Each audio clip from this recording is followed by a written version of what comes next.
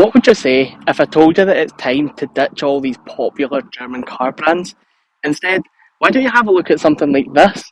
This is the Genesis G70. Now, Genesis is a South Korean brand, and it's the posh end of the stick of Hyundai Motor Group, similar to how Infiniti was for Nissan and how Lexus is for Toyota. The main difference here is that this luxury car comes packed with tech as standard, and it's a much lower price point as well than some of its German rivals. So let's take a closer look at this G70 and what it has to offer, and why I think it's time to give up the badge snobbery and look at some better alternatives.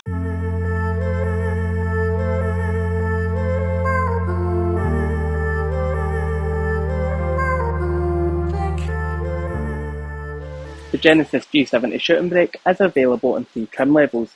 The entry level is actually still a premium model, and then you have a luxury model, and then the sport model at the top of the range.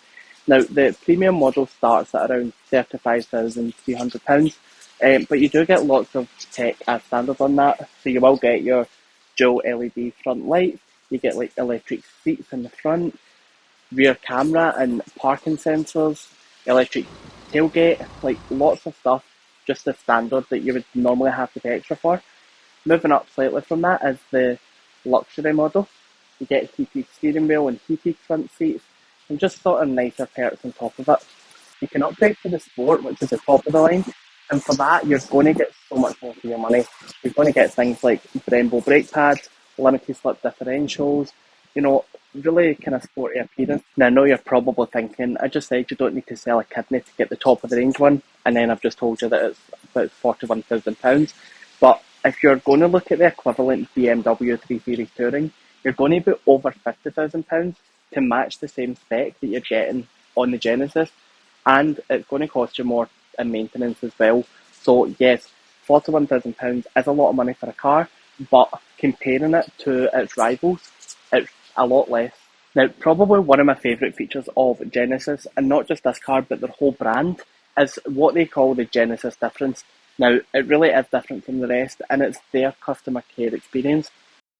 From the moment you inquire right throughout ownership, you'll have your own personal assistant from Genesis to help you every step of the way. You'll also get servicing included, and you'll get a 5-year manufacturer warranty included, all in the price of the car. And the best thing about the price of the car is that it's transparent pricing, so they're not going to give like you one price and your neighbour a different price, so you don't get that sinking feeling when you're speaking to someone else and wondering what they've paid for theirs and did you get ripped off. Everyone gets the same cost, and it means it makes the job easier for Genesis as well because they don't need to haggle, and also everyone can rest assured that they've not been ripped off. So I think that's really great, and it should be standard of all other manufacturers. What do you think of that? Do you like the idea? In terms of engines with the G70, you only get a choice of petrol or diesel.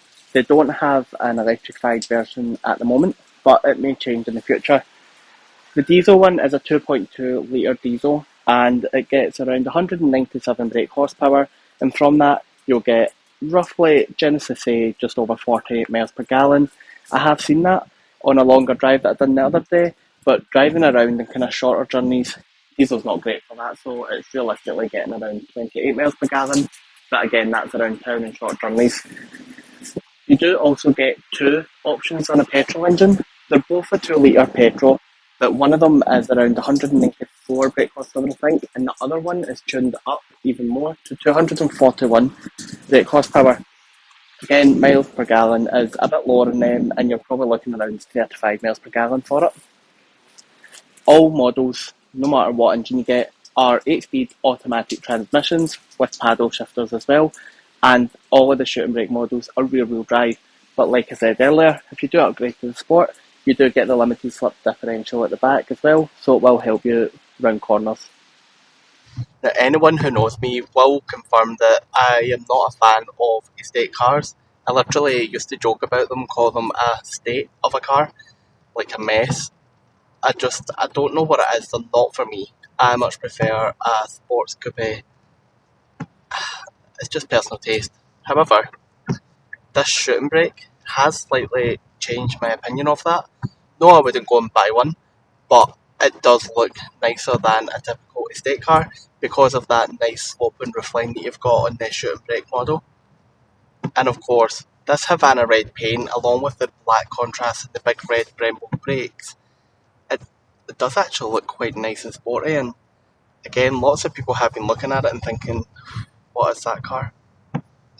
But the G70 does come in a saloon version as well, so if you're not a fan of estates like me, then you can get the saloon version.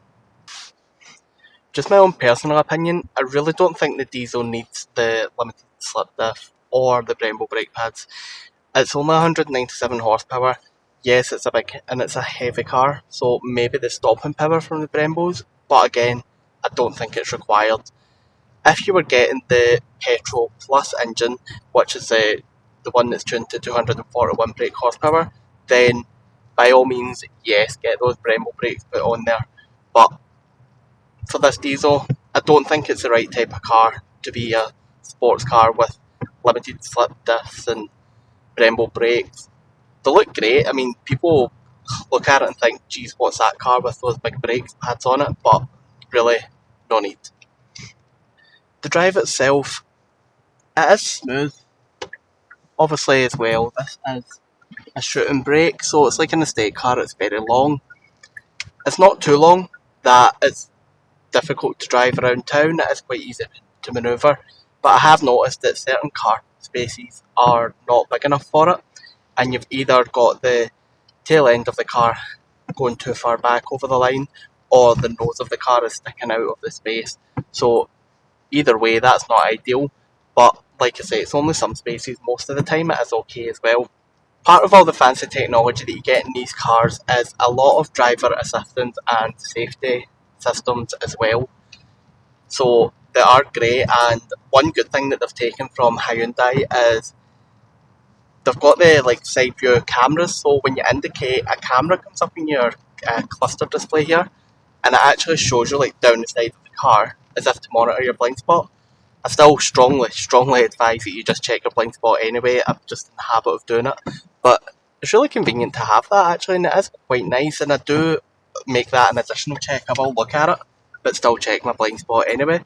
Lots of convenient stuff like that, but it does get a bit annoying sometimes. I feel like every 2 minutes the car's either like pulling me to the side or it's beeping at me because I'm going like 1 mile per hour over the speed limit or something like that. You know, it's very, very sensitive. So I'm just about to join a dual carriageway here, so I'll just show you what it sounds like and what it feels like picking up speed to join and then cruising along. So here we go.